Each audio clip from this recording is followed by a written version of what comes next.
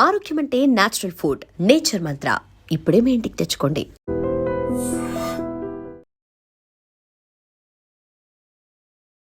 నమస్కారం, welcome to I dream. ధర్మ మార్గం విత్ విజిత కార్యక్రమానికి స్వాగతం.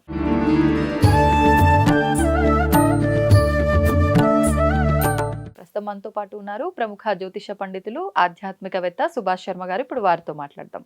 నమస్తే అండి. శ్రీమాత్రి నమః. గురుగారు, దీపావళి రాబోతోంది కదా, మరి దీపావళి అంటేనే లక్ష్మీ అమ్మవారి ఆరాధన. ప్రతి ఒక్కరికి కావాల్సింది సంపద. సంపద అనంటే మీరు అన్నట్టుగా ఆరోగ్యము అన్నీ ఉంటాయి, కానీ అందరూ అనుకునే సంపద డబ్బు. మరి డబ్బు కావాలి అనంటే ముఖ్యంగా అమ్మవారికి ప్రీతికరమైన ఈ దీపావళి అమావాస్య రోజున ఏ రకమైన విధానాన్ని ఆచరిస్తే అందరి ఇంట్లో ఆ సిరుల సంపద కురుస్తుందో వివరించండి. తప్పకుండా మంచి ప్రశ్న, తప్పకుండా తెలియజేస్తాను. ముందుగా వీక్షిస్తున్నటువంటి ప్రేక్షకులందరికీ శ్రీమాత్రే నమః, శ్రీ గురుభ్యో నమః.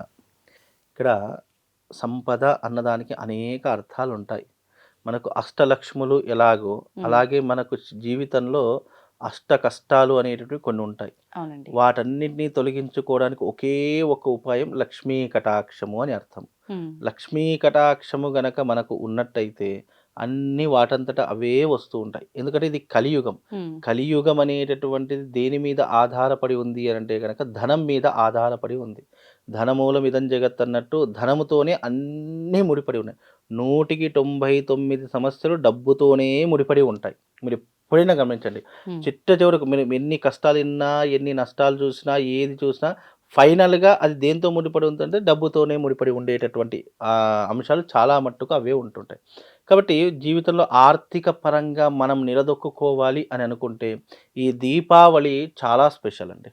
ఈ దీపావళి అమావాస్య అనేటటువంటిది సిరి సంపదలను మన ఇంటికి తెచ్చుకోవడానికి, అలాగే లక్ష్మీ కటాక్షాన్ని పొందడానికి చాలా అత్యద్భుతమైనటువంటి రోజు అని గుర్తించవచ్చు. అలాగే ఈ ధనత్రయోదశి దీపావళికి చాలా దగ్గర సంబంధం ఉంది. ధనత్రయోదశి రోజున ఏం చేస్తామంటే ఆకాశ మార్గంలో లక్ష్మీదేవి సంచరిస్తూ ఉంటుందట. దీపావళి అమావాస్య రోజున ఎవరైతే ధనత్రయోదశి రోజున పూజించినటువంటి స్త్రీ యంత్రం కావచ్చు, మేరు యంత్రం కావచ్చు, లేదా లక్ష్మీదేవికి సంబంధించిన డాలర్ కావచ్చు, ఆ ధనత్రయోదశి రోజున పూజించే ఏ వస్తువైనా సరే దీపావళి రోజున మన ఇంటికి తెచ్చుకొని ఇంట్లో పెట్టుకోవడం ద్వారా లక్ష్మీ కటాక్షం కలుగుతుంది అని శాస్త్రము. ఎందుకంటే పూర్వకాలంలో లక్ష్మీ కటాక్షము పొందడానికి ఎన్నో మార్గాలను, ఎన్నో రకాలైనటువంటి విధి విధానాలను మన పూర్వీకులు మనకు శాస్త్ర దృక్పథం ద్వారా అందించినారు. కాబట్టి ఈ దీపావళి పండగ అనేటటువంటిది లక్ష్మీ కటాక్షాన్ని పొందడంతో పాటు వృత్తిరీత్యా, వ్యాపార రీత్యా, ఆరోగ్యరీత్యా, ఐశ్వర్యరీత్యా అన్నిటికీ కూడా మూల కారణమైనటువంటిది ఈ దీపావళి పండగ. కాబట్టి ఈ దీపావళి రోజున అందరికీ కూడా ఒక చక్కనైనటువంటి ఉపాయం చెప్తాను. మనము ప్రతిరోజు ఇంట్లో వాడుకునేటటువంటి ఉప్పు ఉంటుంది. అలాగే ఉప్పు అంటే లక్ష్మీదేవితో సమానం. దాన్ని లవణము అని అంటారు సంస్కృతంలో. లవణ దీపం వెలిగించాలి. లవణ దీపం వెలిగించడం వల్ల ఏమవుతుంది అని అంటే కనుక ఇంట్లో లక్ష్మీ కటాక్షం కలుగుతుంది. ఎస్పెషల్లీ లక్ష్మీ దీపము అని అంటే కనుక మనం ఉప్పు మీద వెలిగించినటువంటి దీపాన్ని లక్ష్మీ దీపము అంటే పిలుస్తుంటాం. కాబట్టి ఈ దీపావళి రోజున ఎవరైతే ఇంట్లో చక్కగా శుచిగా శుభ్రతగా అన్నీ క్లీన్గా చేసేసుకొని లక్ష్మీ దీపాన్ని ఈ రోజున వెలిగిస్తారో వాళ్ళ ఇంటిలోకి లక్ష్మీదేవి వచ్చి కూర్చుంటుంది. అయితే మామూలు రోజుల్లో మనం ఉప్పు మీద దీపం వెలిగించేసి మామూలుగా ఒక వత్తి పెట్టేసి చక్కగా ఒక దీపం పెట్టేసి వెలిగిస్తుంటాం. కానీ ఈ దీపావళి చాలా స్పెషల్. ఎవరైతే ఈ దీపావళి రోజున 4 గవ్వలు, 4 గోమతీ చక్రములు, అలాగే శంఖములు, చిన్న చిన్న శంఖములు దొరుకుతాయి, అవి పూజా స్టోర్లో దొరుకుతాయి. ఈ 3 రకాలైనటువంటి వస్తువులు తీసుకోవాలి. అన్ని 4 తీసుకోవాలి. శంఖములు 4, గవ్వలు 4, లక్ష్మీ గవ్వలు 4, గోమతీ చక్రములు 4, ఇలా అన్ని 4 కలిస్తే 12 అవుతాయి. ఈ 12 వస్తువులను చక్కగా ఒక ఇత్తడి పళ్ళెం కానీ, రాగి పళ్ళెం కానీ, విస్తరాకు కానీ, ప్లాస్టిక్ లాంటిది కానీ, మనం తినేటటువంటి ప్లేట్ కానీ వాడకూడదు. స్టీలు కూడా వాడకూడదు. తప్పకుండా కంచు వాడవచ్చు. కంచు పదార్థం వాడవచ్చు, ఇత్తడి వాడవచ్చు, రాగి పళ్ళెం వాడవచ్చు. ఈ 3 ఏదైనా ఒక వస్తువు తీసేసుకొని అందులో చక్కగా సమాంతరంగా ఉప్పు వేసేసుకోండి. అది కూడా మనం తినేటటువంటి ఉప్పు కాదు, సన్నపు ఉప్పు కాదు, కళ్ళుప్పు అని ఉంటుంది, దొడ్డుప్పు. ఆ దొడ్డుప్పుని దాని సమాంతరంగా వేసేసుకొని దానిపైన పద్మం ముగ్గు వేయండి. ఆ పద్మం ముగ్గు దేనితో వేయాలి? పసుపు కుంకుమ ఈ 2 ద్రవ్యములు కలిపి వెయ్యాలి. ఓకే. పసుపు వేసేసి దాని మీదకెళ్ళి కుంకుమ వేయడం కాదు. పసుపు కుంకుమ 2 కలిపి దాన్ని పద్మం ముగ్గు వేసేసి మధ్యలో ఏం పెట్టాలి, మన దీపపు కుంది పెట్టాలి.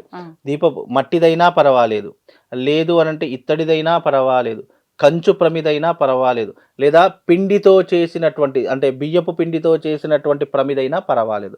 ముఖ్యంగా ఇంట్లో లక్ష్మీ కటాక్షం కావాలి అంటే మట్టి పాత్ర కావచ్చు, లేదు అంటే పిండితో చేసినది ఇంకా చాలా శ్రేష్టము విశేషం. కాబట్టి ఈ పిండితో చేసినటువంటి ప్రమిదను పెద్దదిగా చేసుకోవాలి. దాదాపుగా ఒక పెద్ద అఖండ దీపం ఎలాగైతే ఉంటుందో ఆ మోతాదులో ఆ యొక్క దీపాన్ని చేసుకోవాలి.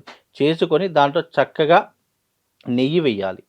చాలామంది చేసేట తప్పు ఏంటంటే నూనె వాడుతూ ఉంటారు. లక్ష్మీ కటాక్షం తొందరగా సిద్ధాంతం నెయ్యే వాడాలి. కాబట్టి ఆ నెయ్యితో చేసినటువంటి దీపం వెలిగించాలి.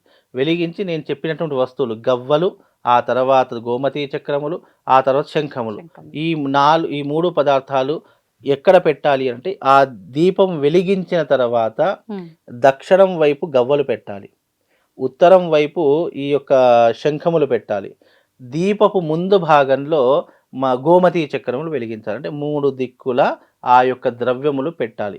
వెనక భాగము చిల్లర నాణెములు పెట్టాలి. అంటే కాయిన్స్ 11 కానీ 21 కానీ మన స్తోమతకు తగినటువంటి ఎన్ని అయితే అన్ని పెట్టవచ్చు. లేదా కనీసం తక్కువ 11 అయితే తప్పకుండా పెట్టాలి. అవి కూడా పూర్వకాలంలో రాగి నాణాలు పెట్టేవాళ్ళు, పూర్వ పద్ధతి ఆచారం. కానీ ఇప్పుడు రాగి నాణాలు మనకు దొరుకుతాయో దొరకయో మనకు తెలియదు.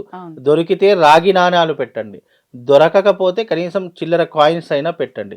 ఇలా 4 వైపులా లక్ష్మీప్రదమైనటువంటి వస్తువులు పెట్టడం వల్ల నీ ఇంట్లో లక్ష్మీదేవి తిష్ట వేసి కూర్చుంటుంది. నీకున్నటువంటి ఆర్థిక బాధలు తొలగిపోతాయి. అలాగే నీకున్నటువంటి వృత్తి వ్యాపార బాధలు తొలగిపోతూ ఉంటాయి. నీకు రావాల్సిన డబ్బు, ఎవరికైనా చాలామందికి బయట డబ్బులు ఇచ్చేస్తుంటారు అప్పులు, మన వాడే కదా అని చెప్పి మనం ఏం పట్టించుకోము. కానీ మనకు అవసరమైనప్పుడు ఆ డబ్బులు తిరిగి రావు, చెప్పులు అరిగిపోయేంత వరకు కూడా తిరిగి రావు. ఎవరైతే ఇలాంటి దీపము వెలిగిస్తారో, ఈ లవణ దీపము అది దాదాపుగా ఒక 11 రోజులు వెలిగించండి. ఇది అమావాస్య దీపావళి కాబట్టి ఈ రోజున వెలిగించుకోండి. ఈ దీపావళి నుంచి ఒక 11 రోజుల పాటు కంటిన్యూగా వెలిగించండి. ఎవరికైతే డబ్బు ఆగిపోయిందో ఆ ఆగిపోయినటువంటి డబ్బు తడుచుకుంటూ మీ ఇంటికి వస్తుంది. ఆ ఎవరైతే మీకు ఇవ్వవలసిన వాళ్ళు ఉంటారో వాళ్ళు ఫోన్లు చేసి మరి మీకు ఇచ్చేస్తారు. చేస్తున్నప్పుడు ఏ రోజు ఉప్పు ఆ రోజు మార్చడము తప్పకుండా మార్చుకోవాలి. తప్పకుండా అవి మార్చాలి. ఓన్లీ మార్చుకోవాల్సింది లవణము అంటే ఉప్పు మాత్రమే మార్చుకోవాలి, ప్రమిద మార్చుకోవాలి, అంతే. మిగతావన్నీ యాజ్ అలాగే ఉండాలి. మొదటి రోజు ఏ పద్ధతితో వెలిగించావో చివరి రోజు వరకు అదే వరకు వెలిగించాలి. అది దేనికి, డబ్బులు రావడానికి.